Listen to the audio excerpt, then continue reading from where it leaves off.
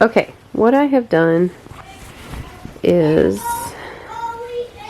gone around the entire edge with the machine, and I don't know if it'll show it very well, but like outline the fan pieces and the main triangles from the darker fabrics. I've even done everything down to the center. So I've even done these 4 partial circles here. So the last bit I have to do with this is the actual center of the quilt, which I'm not 100% sure how this is going to go. But here's the thing I keep running into. I really wanted this to be done outlining the fan pieces with the clear thread and the white on the bottom. I really do not want the white thread here because it's not perfect and some of the stitching is showing, which I expected. I'm fine with that. So that's why I really wanted the clear. The problem is I can't hand sew with this clear thread. It is not the consistency of not real thread, that's not what I meant to say, regular thread. And to hand sew it, obviously it would be a basic running stitch where it would be the same on the top and the bottom. So I'm going to see if I can shove this up under the machine. Somehow I managed to get it to work with these bits around the center. So I'm hoping I can figure something out. What I was doing was just like starting at the edge of one, going up, going down, coming here. So not every tip was quilted and not every bit around here was quilted, but it's enough. So we will see how successful I am with this and how frustrated I get with it. I probably am not going to video it because this is already going to be tough enough. And I don't know how I would even try to put a tripod around it without it tipping over. So I'll check back in hopefully once that's done. Okay, so I did in fact finish the middle fan pieces. That was, whew, I'm glad it's done. What I'm wanting to do here is I found this beautiful Celtic knot frame that I want to do all the way around here, and then for the solid white squares that I'll show later, I want to do a bigger one. But what I have planned for this is I'm still trying to use up the rest of this fabric. So this is what I have left of that particular fabric, and then this is what I have left of this one. I'm going to try to keep it to these two because I'm still not sure how much of the blue I need for the binding. I need to figure that out, but that's not today's problem. So for this, what I want to do is use my bias tape maker here, and I need to cut this into 1-inch strips to go into here. I believe that's 1-inch strips. It might be 3/4 of an inch. I've got to figure that out. And just make one really long strip of each, and then use the fabric to go around and make this all the way around the edge. So I hope I have enough. I think this is small enough that, you know, I don't need, obviously I'm going to have to do a lot of piecing to get the strips long enough, but I do have enough that I think it won't be a problem. So yeah, that's where I'm going to be for a while. This one's probably going to be a little bit easier because I don't think I have quite as many tiny strips of it left. But yeah, so that is what I'm thinking, but this is going to take me a while. So that is where I am, and that's what's next.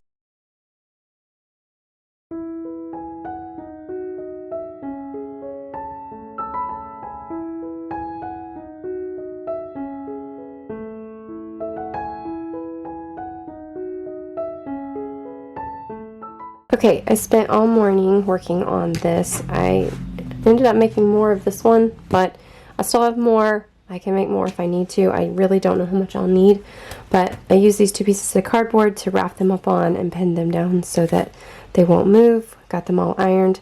So the next thing to do is to get the quilt and lay it out, and then start working on getting these pinned onto the quilt.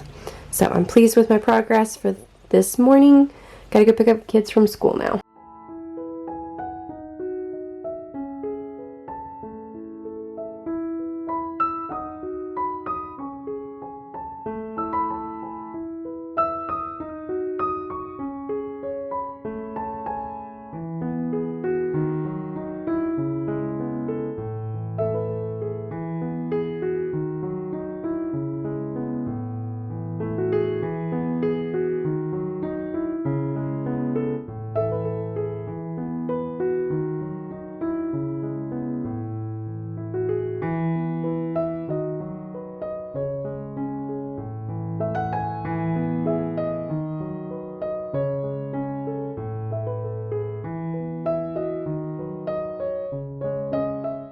Okay, all of the pinning is done, and boy have I used some pins. Oh my goodness. But wow, it's so pretty. I love it so much. All the way down side of the table there, all the way around, all the way around, all the way back around again. Wow. And I'm sitting here looking at it. As a right-handed person, I think every single one of my pins is facing in the wrong direction. But you know what? I'm not moving them all. So we're going to work with it. Well, I didn't film any of it because it was completely ridiculous, but I did get it up under my Juki. It did work, but there was no shortcuts on this. This is basically a braid of 4 different strips, and for each strip I had to do 1 seam on either side, so that was a lot of sewing. For these white squares here, I'm going to do a knot that I found that goes kind of with that in the same style and quilt that in, and there's 4 of those. 1, 2, 3, and 4 down there. But oh my goodness, it looks so pretty. I wish I had the ability to get it all right here, but I have to keep it in my sewing room right now with the door closed because kids are home and they're being loud right now. But yeah, I don't know if I just said it, but this took me like 4 days between cutting it and sewing all of this. And that was with the machine. I can't imagine how long this would have taken me had I done it, you know, by hand, for that part anyway. I still use the purple up top on the thread and then the white on the bobbin, and that really worked well. I'm very pleased with that, so I will continue that. I'm not going to put anything major like this in the frames that are made from the, sorry, I get tripod making noise here. I'm not going to put it in this frame or this frame, but I will do some type of quilting stitch, probably with the purple thread up top. I'm not sure what yet, because this frame is also around the 4 corners, and I'm going to do the same thing. I just don't want to put anything on top of this. This showpiece here is the actual fabric itself. So, you know, this was just the white. While the white is pretty, I knew this would look really good. So, yeah, that's where I am. Slow but steady. I did also, in the same pattern as this knot, I just did stitching, and you can still see some of my chalk lines, with some purple thread and white on the bottom around. There's a few puckers in it, but I'm okay with that, and I'm not going to redo it. It probably would have been better to do that by hand, but guys, I am just not feeling it, and I want this done. And honestly, at this point, I'm probably not going to do any any hand quilting. I could do some here. I could do some around the fans on, let's see here if I can pull it up. It's so big. It's going off everywhere on my table, but I could do some around here. I haven't ruled it out yet. And in these frames, you know, obviously there's some more that could be added here, But this could be a literal endless project, and that's not what I was going for. So I think at this point what I'm going to do is I'm going to go ahead and cut out the binding and trim this off and go ahead and bind it. And I don't know if there's going to be some quilters out there that say, you can't do that. Well, you know what? I'm going to see. And if I can't, I can't. But if I can, I can. But I'm just going to go ahead and bind it off and call it done. And if I get to a point later where it's been on my bed for a little bit and I want to add some stitching, like around here, you know what? I'll do it then. But I really wanted this done. I really didn't want this to take years off my life, and it has been sitting here with me working off and on it for months at this point, and I think it's beautiful the way it is. So I am going to leave it as it is and bind it off, and I will show that process.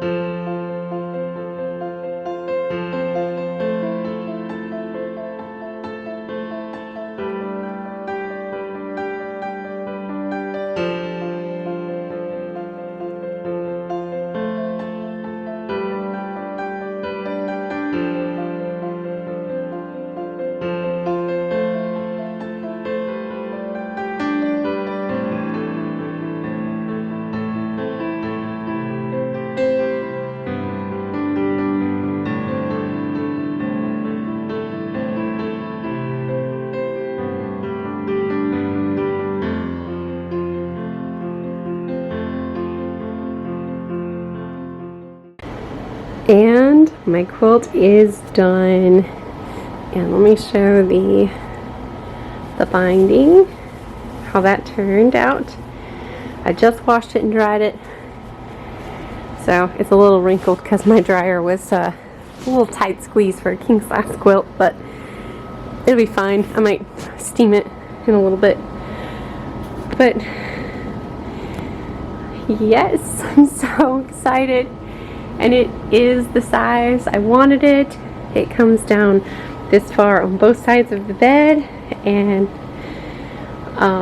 it goes down long enough down there that I could pull it up and cover pillows with it, or I could leave it as is. I'm going to move angles in a minute, but there's that shot of it. It's so pretty. I love it so much. I moved over to this angle to show it, and I just used my original decorative pillows for our old bedspread, which are just plain white, and they're fine. I will say I have enough of the black and white flower and the dark blue from Japan, and I think I still have a tiny bit left of both the other fabrics that I don't know. I might cook up something for the decorative pillowcases. I'll have to see. But it's so pretty. I love it so much. So yes, that is the completion of the king size quilt. And I told my husband to have me check for mental sanity if I ever tell him I want to make another king size quilt ever again, because I'm not sure I ever do. But I'm glad I made this one. Okay, quick wrap up on the quilt. I am very, very, very happy with it. It's so pretty. I love, love, love it. I don't regret not doing any more.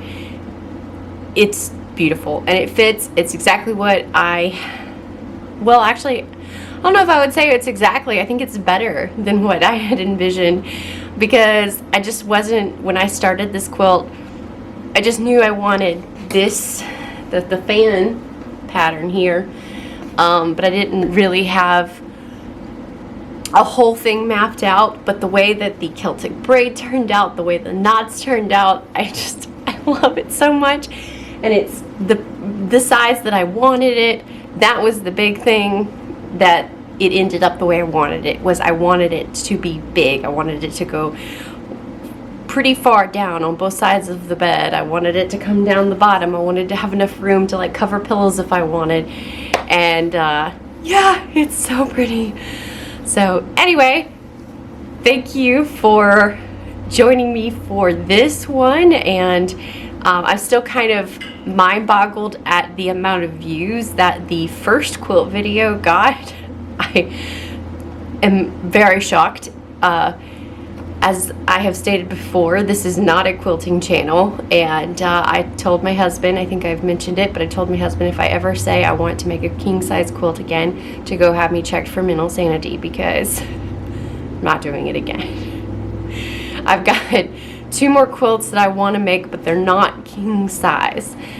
They are the memory quilts for my twins. I've already made 3 memory quilts for my older 3 children out of clothes and bibs and bedding and whatever else that we have that I could put in a quilt for them that was either their favorite or our favorite or whatever for their first like 5 years of life. When they started school, that was when I did the cutoff, because you know I could keep saving things forever.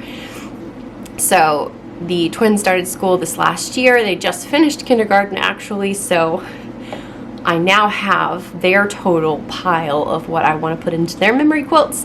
So I do plan on doing that on this channel, and I do hope you join me, again with the knowledge that I am not a professional quilter. It will not be this big. They will be a lot smaller. That while I have been sewing for over 3 decades at this point, quilting has just not been the top priority. They're fun. I like doing them every once in a blue moon. This one took a long time, but it is so good to finally have it done. If this is the first video you are picking up of the quilt, in the first one I mentioned that I cut all the pieces out and started this. I think it was a full year before the twins were even born, and they're about to turn 6. So it's been a minute. So I would love for you to subscribe and stick around and see the future memory quilts and the other future amazing fun that I have on this channel with all of my sewing, and I will see you in the next one.